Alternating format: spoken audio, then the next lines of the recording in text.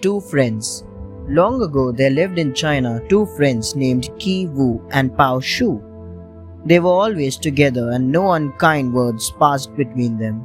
On a bright, beautiful day in spring, Qi Wu and Pao Shu went for a walk together, for they were tired of the city noises.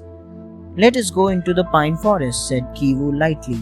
"There we can forget about all our worries and lie on the moss-covered ground." "Good," said Pao Shu. "I am tired and we can rest in the forest." Happily, they passed along the winding road towards the woods, looking at the treetops. Now they came to the border of the woods, crossed a little stream, and moved towards the trees. For hours they walked, talking and laughing. While they passed through a clutter of bushes, they saw something shining. As they went close, they found a lump of gold. The Golden Nugget. "See," they both said together and pointed towards the treasure. Qi Wu bent down and picked up the nugget. It was as large as a lemon and was a little heavy. "It is yours, my dear friend," said Qi Wu as he handed over the nugget to Pao Shu. "Yours because you saw it first." No, answered Pao Shu. "You are wrong, my friend, for you were the first to speak. It is your reward." They joked for some time, each refusing to take the gold, and insisted that it belonged to the other. Finally, they dropped the chunk of gold at the very spot where they had first spied it, and they went away. Both of them were happy because they loved each other more than anything else in the world. "It was not for gold that we left the city," exclaimed Qi Wu tenderly. "No," replied Pao Shu.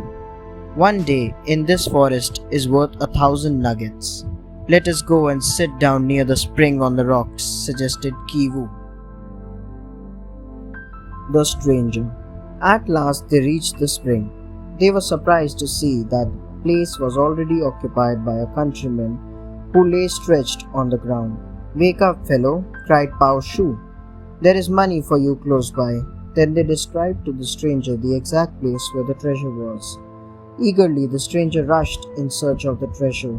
After some time they were troubled by the angry voice of the stranger. "What trick have you played on me, you two?" "What do you mean, man?" asked Qi Wu, astonished. "Did you not find the treasure we told you about?" "No," the stranger said furiously.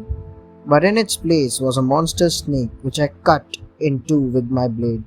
If you think you could drive me from this place by such a trick, you were mistaken. I was first at this place and you have no right to give me orders." The surprise. Qi Wu said to the stranger, "We thought we were doing you a favor. If you are blind and could not see the treasure, there is no one but yourself to blame. Come, Pao Shu, let us go back and have a look at the snake that is supposedly hiding in a chunk of gold." Laughing and having fun, the two friends left the stranger and went out to look for the nugget. They started walking and quickly crossed the remaining path. Their eyes were fixed on the ground.